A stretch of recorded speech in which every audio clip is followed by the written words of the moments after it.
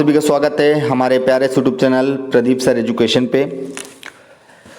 Objective type questions लेकर आए हैं एमपी बोर्ड के क्लास 10th के मैथमेटिक्स सब्जेक्ट है और हमारी जो प्यारी कोचिंग पीएस कोचिंग क्लासेस है उसके द्वारा ये प्रोवाइड कराया जा रहा है आप सभी को।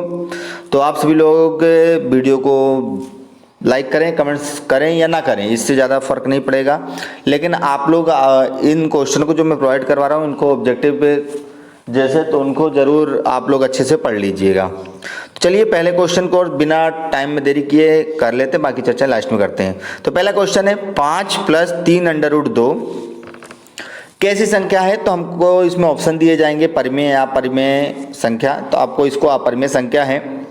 इसके बाद जो अगला क्वेश्चन दिया है दूसरा, निम्न में कौन अभाज्य संख्या है। तो पहला ऑप्शन आपको 28 दिया है, दूसरा 69 और फिर सी 71 और 65। तो आप देख सकते हैं 28, 68 और 65 ऐसी संख्या है जो कट सकती है सिर्फ, 71 एक ऐसी संख्या है जो नहीं कट सकती। तो इसका ऑप्शन होगा सी, निम्न में कौन अपरिमेय नहीं है, यानी कि इसमें से बताना कि अपरिमेय कौन नहीं। तो इसका मतलब क्या हुआ कि परिमेय संख्या बतानी। तो परिमेय संख्या वो होती है जिसको बिल्कुल जिसके बटे में p/q के रूप में हम जिसे लिख सकते हैं। तो √25 एक ऐसी संख्या है जिसे हम p/q के रूप में लिख सकते हैं। निम्न में किस परिमेय संख्या का दशमलव प्रसार शांत होता है। इसमें आपका जो ऑप्शन मैंने दिया है तो वो बी नंबर है। आप देख सकते हैं बकायदा अच्छे से कि जो कभी भी जो प्रसार शांत होगा बिल्कुल ऑप्शन कट जाएगा, बाकी सब भी कुछ ना कुछ उनका शेषफल चलता रहेगा।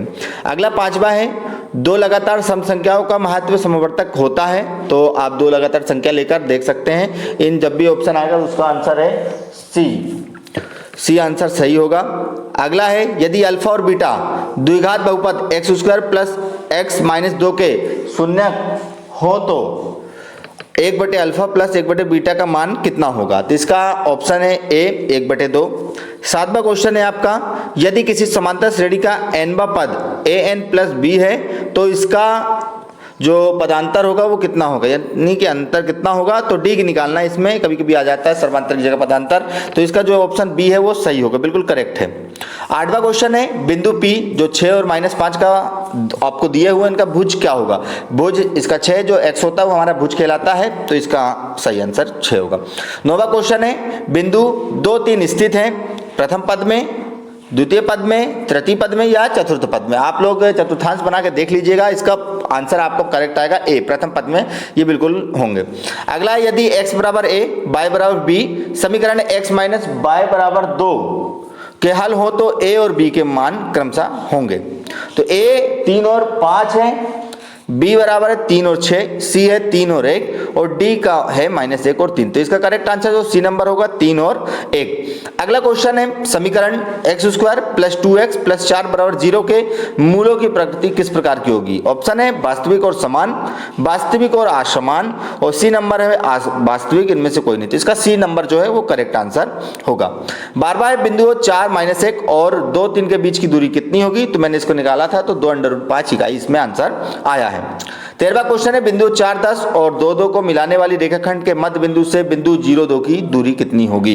तो इसका करेक्ट आंसर है 5 इकाई। आप लोग रट्टा मार के नहीं जाइएगा, इसके ऑप्शन देख के भी जाइएगा। 14 है, यदि त्रिभुज एबीसी के शीर्षों के निर्देशांक आपको एबीसी हो तो त्रिभुज के केंद्रक निर्देशांक होंगे। तो इसको आप बाकायदा अच्छे से निकाल भी सकते हैं, आपके पार्ट 7 में मिल जाएगा, तो आप लोग इसको भी निकाल सकते हैं। जिसका करेक्ट आंसर जो बी नंबर है 2 और 3 आने वाला है। इसके बाद आगे क्वेश्चन 15वें की ओर चलते हैं। यदि बिंदु 1, 2, 0, 0 और ए बी संरेख हो तो इसका किसके बराबर होगा। ये तो बिल्कुल मैंने निकाला है अच्छे से, इसका सी करेक्ट आंसर है 2a = b। अगला है, 2 समान कोणिक त्रिभुजों में उसकी संगत भुजाओं का अनुपात सदैव समान होता है, ये कथन किसका है। तो पहला है आर्यभट्ट, दूसरा है यूक्लिड, तीसरा है थेल्स और चौथा है कोई नहीं। तो इसका जो सी नंबर है वो थेल्स सही है, ये थेल्स का कथन है। 17वां, यदि किसी त्रिभुज में 2 भुजाओं के वर्गों का योग तीसरी भुजा के वर्ग के बराबर हो तो तीसरी भुजा के सम्मुख कोण का मान कितना अंश होता है। तो इसमें करेक्ट आंसर मैंने लगाया है वो है सी, 90 अंश। त्रिभुज एबीसी समरूप त्रिभुज DEF तथा BC = 3 सेंटीमीटर आपको दिया गया है, EF = 4 सेंटीमीटर। यदि त्रिभुज एबीसी का क्षेत्रफल 54 सेंटीमीटर स्क्वायर है तो DEF का क्षेत्रफल कितना होगा। तो इसको आप लोग निकाल के देख लीजिएगा, 6.2 में आपको इस क्वेश्चन मिल जाएगा, 96 सेंटीमीटर स्क्वायर। अगला है वृत्त के अंदर एक दिए हुए बिंदु से वृत्त पर कितनी स्पर्श रेखाएं खींची जा सकती है। तो वृत्त पर एक भी स्पर्श रेखाएं जो अंदर से होकर जाए ऐसा नहीं, अंदर वाली छेदक रेखा कहलाती है, इसलिए इसका आंसर होगा 0।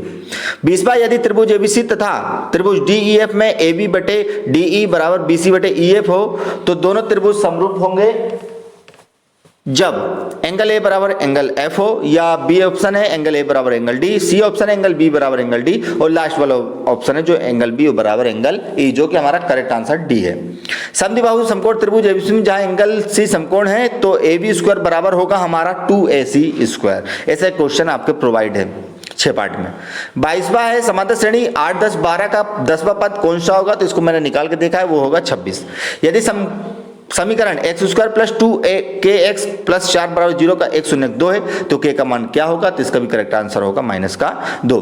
अगले क्वेश्चन है जो मैंने 25 प्रोवाइड कराने थे मेरे को। तो समांतर श्रेणी 21, 18, 15 का कौन सा पद शून्य है। तो 8वां पद शून्य होगा।